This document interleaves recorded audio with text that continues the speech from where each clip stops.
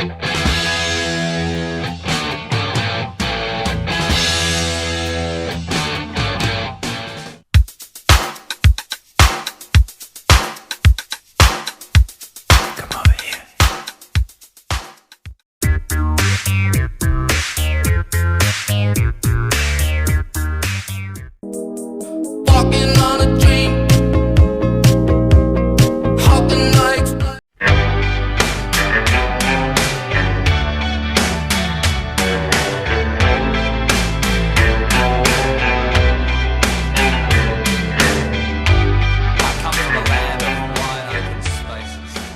few albums have had the impact that this album had on the Australian music industry, spending over 3 consecutive years on the Australian charts. It's no exaggeration to say it was Australia's Dark Side of the Moon. Not in sound. This was no pastoral, reflective look back at the anxieties of a post-World War II Britain. This has the distinctive industrial sounds of a new country, finding its way in a modern world racked with wars, nuclear proliferation, media barons, mental health, and alienation. And here with the latter, it does actually share some similarities. The sweeping soundscape of the album is also something it shares in common. This is a concept album of the highest caliber. Also, it was a huge risk for the band, a departure from the safe surf pub rock of their first 3 albums. That really could have alienated them from their fans. Instead, this album catapulted the band to one of Australia's greatest, eventually leading them to a lot of international success with other more commercial albums. As I can only choose one for this list, this one wins hands down.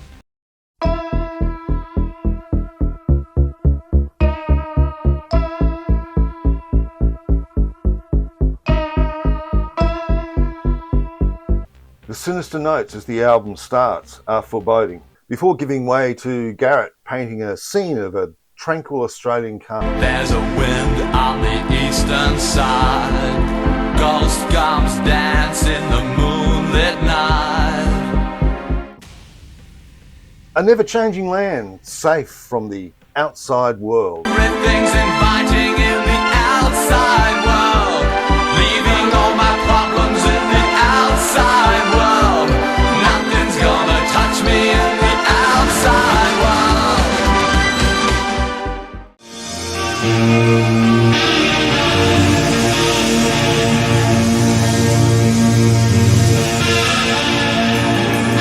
The antithesis of our introduction, this song explodes into righteous fury. Locked in my room, I just wanna scream. One more day of eating and sleeping. This song was a scream for release, rattling at the cage of Australian complacency. I was feeling it too, but also, along with the band, realising in the same breath, it's only the strong who get to speak for us.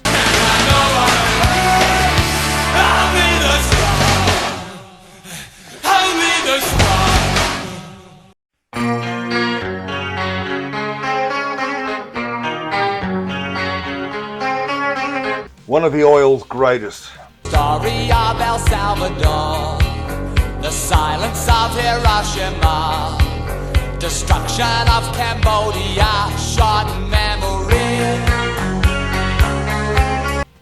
Ballad seems the wrong word to be using for it.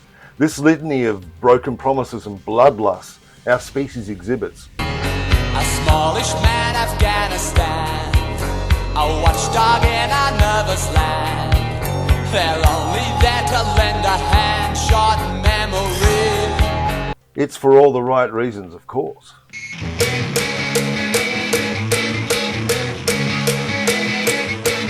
Lack of action, lack of will. This song builds pace and fury at the inaction we see as you watch your country go down the toilet. The rich getting richer, the poor get the picture, the bombs never hit you when you're down so low. If the oils were writing this today, it would be called #HellNo. Read about it. Asking the question, how many tweets is it going to take to stop the corporate kleptocracy from my gaming chair. Ain't no doubt about it.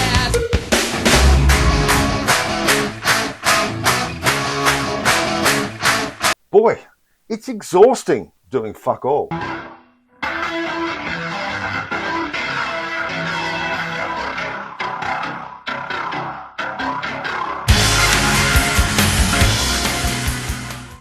In this track, we hear the grinding sounds of modernity, grating and churning, before seemingly releasing into the band playing, only to build again into a jet engine cacophony of burning and crashing. Then silence.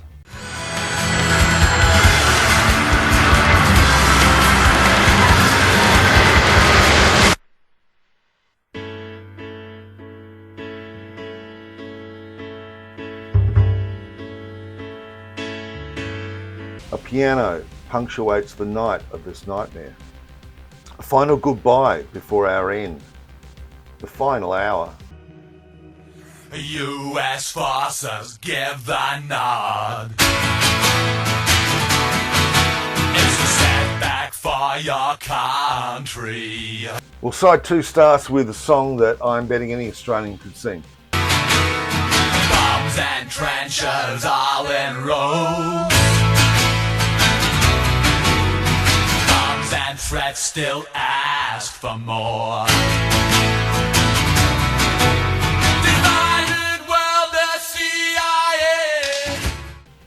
The electric acoustic guitars drive the song relentlessly. Fortunately, it's as relevant today as it ever was.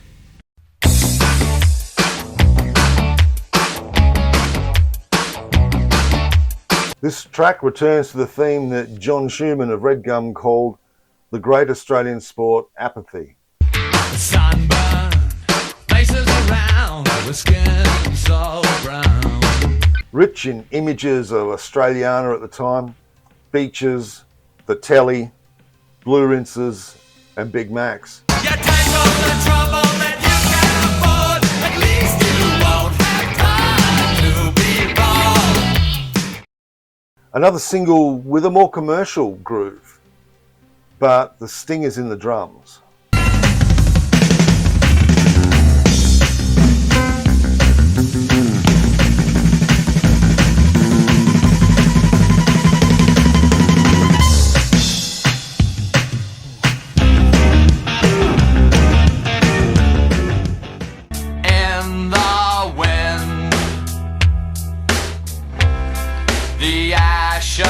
Fly. A catalogue of atrocities committed by the British and Australian governments during the atomic tests in the 1950s and 1960s. A poignantly sober ballad, disregard for the local Aboriginal people, the workers, and the poisoning of their land for the Crown. And if you can't see the smile in me, that's where I wanna be.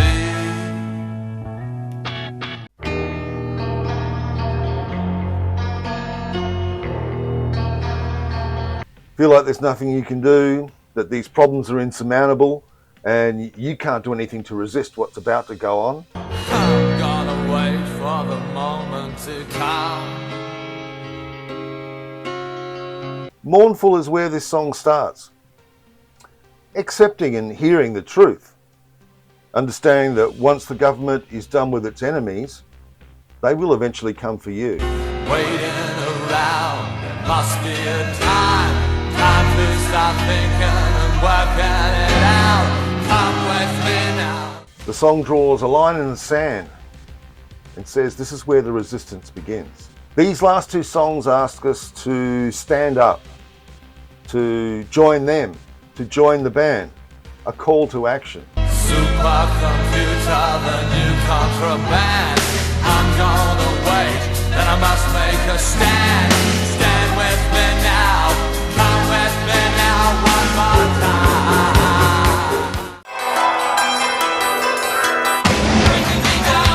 You're out there and the chaos is overwhelming. Lunatic noises, desperate voices. Somebody tell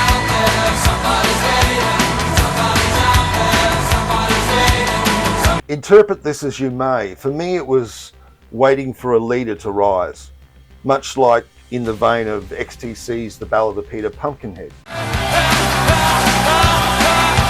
Breaking me down. Ending the album is a glorious run-out groove. If you've got the vinyl, if you can, try to listen to this as it was intended, as a continuous score for each side. Breaking up the songs, as streaming can do, is like taking ad breaks every few minutes. Avoid that at all costs. Now, we're going to be stopping here in 1982 for a while, so buckle up, it was quite a year. Some of the 5 albums I'll be reviewing are classics, like this Midnight Oil album. But a few have gained that reputation over the years that have followed.